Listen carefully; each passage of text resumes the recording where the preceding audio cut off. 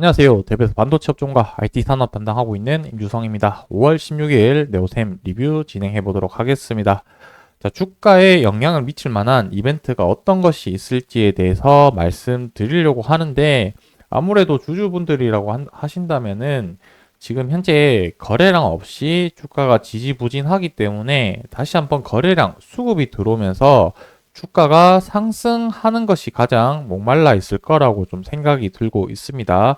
그래서 그러한 내용들이 어떤 것이 있을지에 대해서 현재 가능한 내용들을 제가 생각했을 때 그 부분들이 어떤 것이 있는지를 말씀드리려고 하니까 좋아요, 구독 눌러주시고 영상 끝까지 시청하면서 주가가 어떤 방향성까지로 흘러갈지에 대해서 끝까지 한번 봐주시면서 제 생각을 한번 말씀드려 보도록 하겠습니다.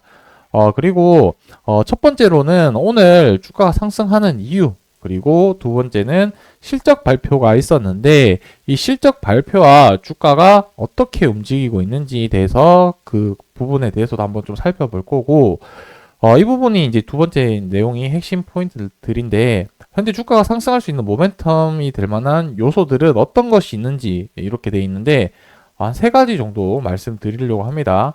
이 세 가지 부분들이 시장에서 어떻게 재료로 엮여서 올라갈 수 있을지 한번 말씀드릴 거고, 마지막으로는 이제 차트 가격을 보면서 저항 라인과 지지 라인이 어디 있는지 대해서 말씀드려 보도록 하겠습니다. 자, 먼저 오늘 주가가 상승한 이유, 그리고 실적 하나씩 좀 살펴보고 가보도록 하겠습니다. 오늘 주가 상승한 이유 보시게 되면은 아무래도 이제 미장의 영향이 가장 좀 크다라고 말씀드릴 수 있을 것 같습니다. 첫 번째는 이제 파월 의장이 금리 인하 관련해서 좀 가능성이 낮다라고 얘기를 했기 때문에 뭐 6월 달에 뭐 사실상 금리 인상하기는 어렵겠지만 뭐 이렇게 얘기한 것 자체가 시장의 안도감을 불러일으켜서 주가 상승을 했다라는 게 좀 해석을 하고 있고, 두 번째로는 엔비디아랑 AMD가 주가가 좀 급등을 했죠. 엔비디아 같은 경우는 지금 거의 다시 신가 가격까지 위치를 해 있기 때문에 아무래도 시장이나 반도체 전반적인 긍정적인 영향을 미쳤다. 결국에 엔비디아가 AI 반도체 관련해서 이 시장을 주도를 하고 있기 때문에 그 부분이 한국 증시까지 영향을 미치지 않았을까라고 생각을 하고 있습니다. 저는 이 엔비디아가 좀 중요한 요소, 우리가 지켜봐야 될 포인트가 하나 있다라고 생각이 드는데, 22일 날 실적 발표를 하게 됩니다.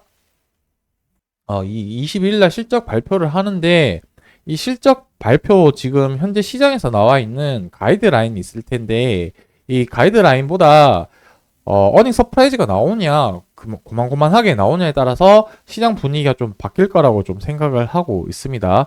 왜냐면 지금 시장에 AI 관련된 시장 분위기가 두 개 정도 형성이 되어 있는데, 아직까지 수요나 성장 가능성이 높아서 낙관적으로 보고 있는 사람들이 있고, 그리고 바닥에서 거의 한 8배 정도 상승을 했기 때문에 지금 피로도로 해서 조정받지 않겠냐라는 이런 두 가지 시선으로 시장을 바라보고 있는 상태인데, 그게 아마 실적 기준으로 해서 이 사람들의 바라보고 있는 시장 그 방향에 따라서 움직일 가능성이 높지 않을까. 어닝 서프라이즈가 나오게 된다면 아직까지 성장 가능성이 더 높다라 해서 수급이 몰리면서 주가가 상승할 가능성이 높아 보이고요.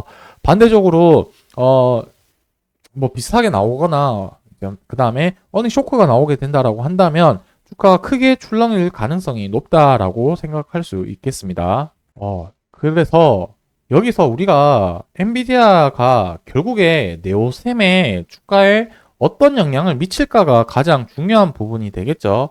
그래도 CXL도 결국에 AI 쪽으로 해서 테마가 형성이 되었고 주가 상승을 했기 때문에 저는 그래도 그 엔비디아 실적이 잘 나오는 방향이 네오셈 주가에 긍정적인 영향을 미칠 가능성이 저는 높다라고 생각이 들기 때문에 실적이 잘 나왔으면 좋겠습니다. 그래서 다음 주에 당분간은 제가 엔비디아 관련해서 얘기를 좀 자주 드릴 예정이니까 그 부분 참조해 주시면 좋을 것 같습니다.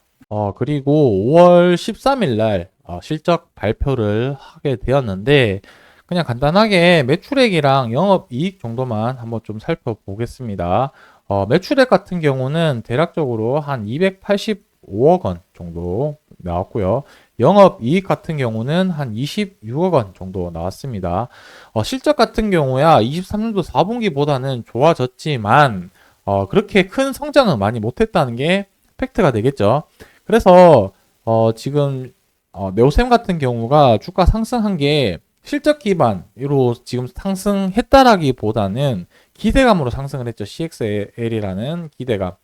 CXL도 지금 2.0이 상용화되고 있는 과정이고 매출이 실질적으로 많이 발생된 부분이 아니기 때문에 이 실적 발표에 주가가 조금 둔하게 움직인 것이 아닌가라고 생각을 하고 있습니다. 그래서 지금 이렇게 나온 실적이 주가가 상승할 수 있는 만큼의 강력한 힘이 아니기 때문에 좀 지지부진한 흐름이 나왔다라고 생각을 하고 지금은 실적도 중요하지만 업황, 앞서 말씀드린 이 AI 업황과 CXL의 수급이 들어오는 것이 저는 더 중요한 관점이라고 생각 들기 때문에 여기에 포커스를 맞추고 시장 분위기를 파악하는 것이 중요하다. 이렇게 좀 생각을 합니다. 지금 주가 상승할 수 있는 포인트들을 말씀을 드리자면은 세 가지 정도인데 그냥 오늘 영상에서는 제가 그냥 포인트 정도만 좀 말씀드리고 다음번에 이 각각에 대해서 자세하게 좀 말씀드려보도록 하겠습니다. 자, 첫 번째는 이때까지 주가 상승했던 모멘텀인 CXL 부분이고 그리고 두 번째는 이제 주요 매출인 부분이 SSD 관련한 내용들 이 부분 또 뭐 두 가지는 제가 앞전 영상에서 계속 말씀드렸던 부분이니까 추후의 영상에서는 지금 분위기라든지 앞으로 전망이 어떻게 될 건지 현재 상황에 대해서 계속적으로 좀 업데이트해서 말씀드릴 예정이고 세 번째는 정부 정책 있는데 이 정부 정책도 제가 다음번 영상에서 좀 다시 한번 좀 말씀드려 보도록 하겠습니다. 뭐 여기 관련해서는 아직 정확하게 갖춰진 바는 없기 때문에 뭐 조금 가이드라인이 나온다거나 조금 확정될 부분이 있으면은 추가적으로 말씀드릴 텐데 뭐 간단하게 포인트만 말씀드리자면은 정부 정책이 10조 원 정도 규모로 지원을 한다라고 했기 때문에 이 부분이 1차적으로는 반도체 업황의 전반적인 분위기를 개선시킬 수 있겠다라는 점과 그리고 두 번째로는 직접적으로 수혜를 받으면서 실적이나 이런 부분들에 영향을 미칠 수 있지 않을까라고 생각이 들기 때문에 이렇게 세 가지 테마 정도는 주가가 반응할 수 있고 수급이 몰릴 수 있는 가능성이 있기 때문에 이 세 가지 키워드는 반드시 좀 기억을 하면서 우리가 앞으로 좀 지켜봐야 된다. 이렇게 정리를 하겠습니다. 그리고 마지막으로는 주가 부분적인 영상에서 말씀을 드릴 텐데 제가 지난번에 여기서 121선을 좀 지지를 하는 게 중요하다라고 얘기를 했었는데 살짝 이탈을 했죠. 그리고 오늘 앞서 말씀드린 것처럼 시장 분위기가 좋아지면서 주가가 상승을 했는데 이 상승한 부분은 다시 언제든지 반납을 할 수가 있습니다. 왜냐하면 지금 거래량이 많이 들어오면서 상승했는 부분도 아니고 시장 전체가 올라가서 상승을 했기 때문에 시장이 조금만 안 좋아져도 이 상승분을 반납할 가능성이 높다라는 점을 고려를 해 주시고 주봉 봤을 때도 지금 밑에 30일 주봉 이동 평균선을 지지를 받고 아래 꼬리를 달고 지금 살짝 반등한 상태다.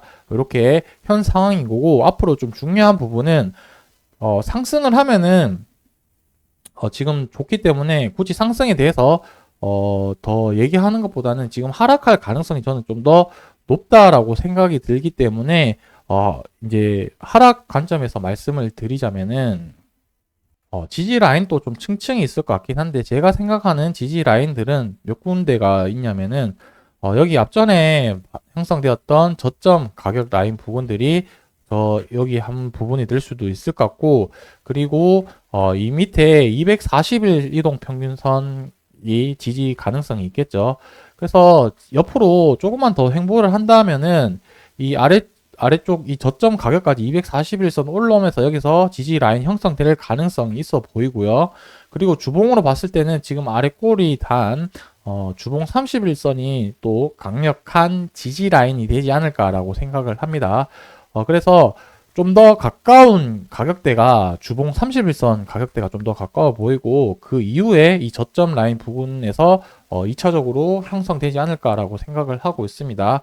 그래서 여러분들이 이 지지 라인들을 왔었을 때 어떻게 대응할 것인지에 대해서 머릿속에 조금 염두를 해 두고 뭐 호재가 나와서 다시 상승을 할 수도 있고 시장이 안 좋아지면서 다시 반납을 할 수 있기 때문에 양 방향성을 같이 고려를 하면서 앞으로 어떻게 흘러갈지 같이 살펴봤으면 좋겠습니다.